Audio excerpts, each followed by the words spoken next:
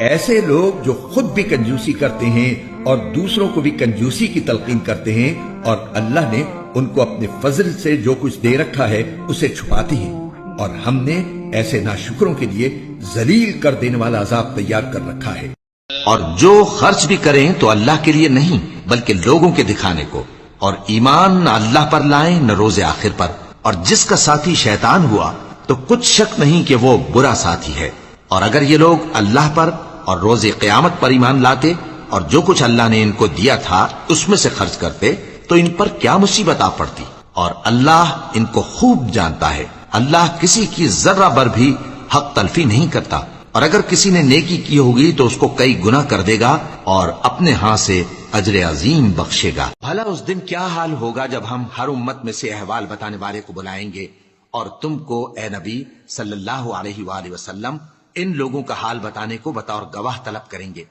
اس روز کافر اور پیغمبر کے نافرمان آرزو کریں گے کہ کاش ان کو دھسا کر زمین برابر کر دی جاتی،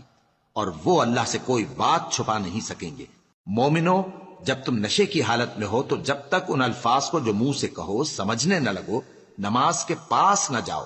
اور جنابت کی حالت میں بھی نماز کے پاس نہ جاؤ یہاں تک کہ غسل کر لو۔ ہاں،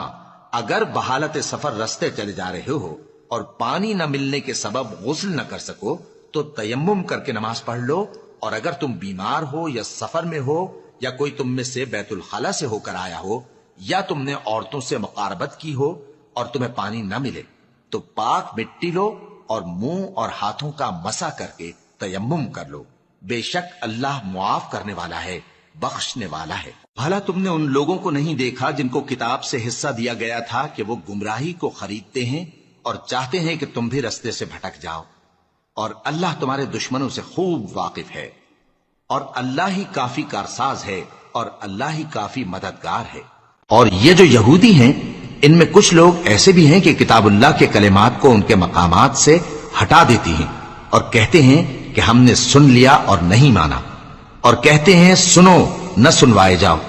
اور زبان کو مروڑ کر اور دین میں تان کی راہ سے تم سے گفتگو کے وقت راعینا کہتی ہیں۔ اور اگر یوں کہتے کہ ہم نے سن لیا اور مان لیا اور صرف اسمع اور راعینا کی جگہ انظرنا کہتے تو ان کے حق میں بہتر ہوتا اور بات بھی بہت درست ہوتی، لیکن اللہ نے ان کے کفر کے سبب ان پر لعنت کر رکھی ہے تو یہ کچھ تھوڑے ہی ایمان لاتی ہیں۔